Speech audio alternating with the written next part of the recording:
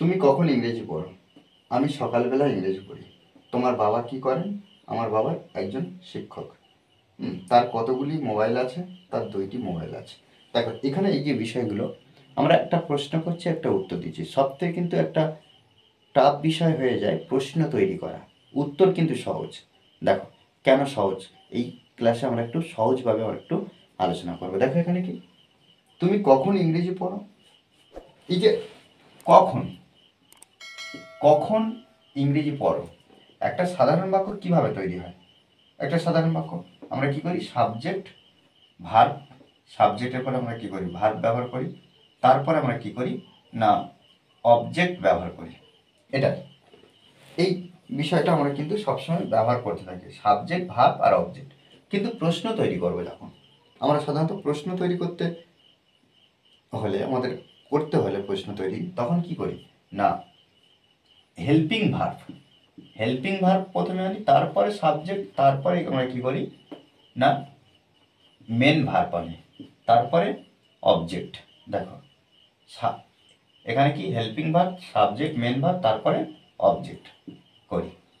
কিন্তু WH question যখন করি, ডব্লিউএইচ ওয়ার্ডটা প্রথমে এই যে ইয়েস নো কোশ্চেনের প্রথমে বসিয়ে দিই। দেখো কিভাবে, তুমি কখন ইংরেজি পড়ো, তাহলে এখানে দেখো এই যে কখন,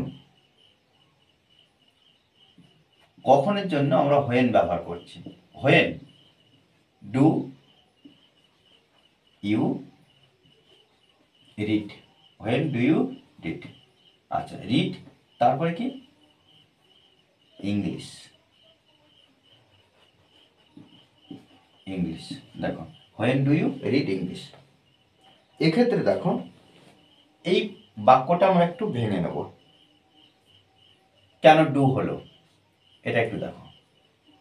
এই যে কখনটা আমরা বাদ দিচ্ছি, তুমি ইংরেজি পড়ো, তুমি ইংরেজি পড়ো, এই যে তুমি ইংরেজি পড়ো, এই জিজ্ঞাসা চিহ্নটাও আমরা বাদ দিয়ে দিচ্ছি।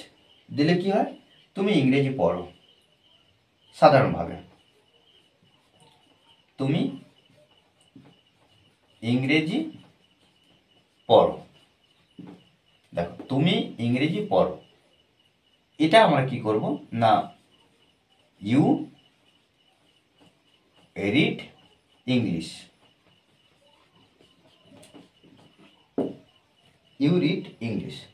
এই যে বাক্যটাকে আমরা প্রশ্ন করলে, তুমি তুমি কি ইংরেজি পড়ো, তুমি কি ইংরেজি পড়ো, সেক্ষেত্রে প্রশ্ন করলে আমরা কি করব, হেল্পিং, এই যে প্রশ্ন করলে এই যে হেল্পিং ভার্বটা প্রথমে আনবো, তারপর সাবজেক্ট আনবো। কিন্তু এখানে কি কোনো হেল্পিং ভার্ব আছে?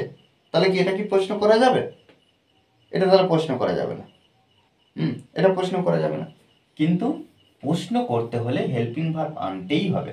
এখানে হেল্পিং ভার্ব নেই, যখন হেল্পিং ভার্ব থাকবে না, আমরা কি করব, ভার্ব অনুযায়ী ডু,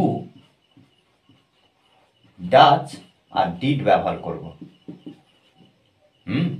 দেখো এখানে রিড আছে, অর্থাৎ মূল এই ভার্ব আমরা ডু ব্যবহার করব।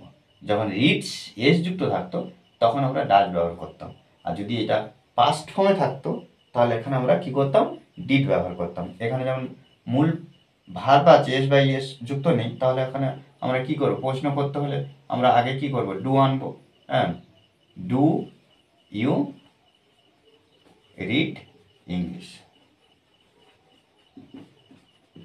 জিজ্ঞাসা চিহ্ন। দেখো এইভাবে করবো, ঠিক তেমনি হবে, এই জন্য এটা করেছি। আর এটা ইয়েস নো কোশ্চেন, এই পর্যন্ত এখান থেকে হলে ইয়েস নো কোশ্চেন। আর যখন এর আগে থেকে অর্থাৎ কখন যুক্ত করব তখন কি হবে, হোয়েন যুক্ত করব তখন ডব্লিউএইচ কোশ্চেন হয়ে যাচ্ছে। দেখো আমি সকালবেলায় ইংরেজি পড়ি, তাহলে এখানে কি I read English, English, I read English. হ্যাঁ, কখন, সকালবেলা, ইন দ্য মর্নিং। ওকে, তোমার বাবা কি করেন? তাহলে এখানে দেখো what is your father,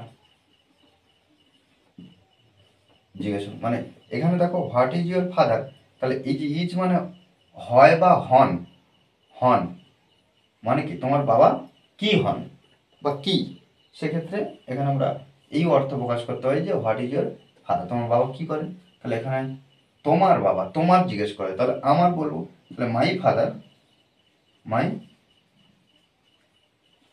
father is a teacher.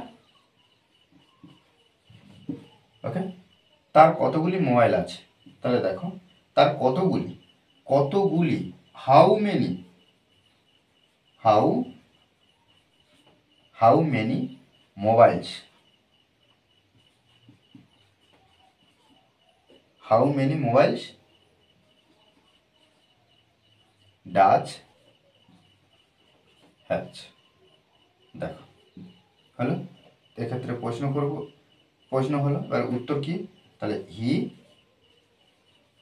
Has two mobiles.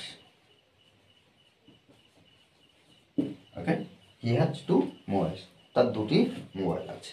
দেখো এভাবে কিন্তু আমরা সহজভাবে ট্রান্সলেট করবো। এই পজিশনগুলো বুঝে নেব।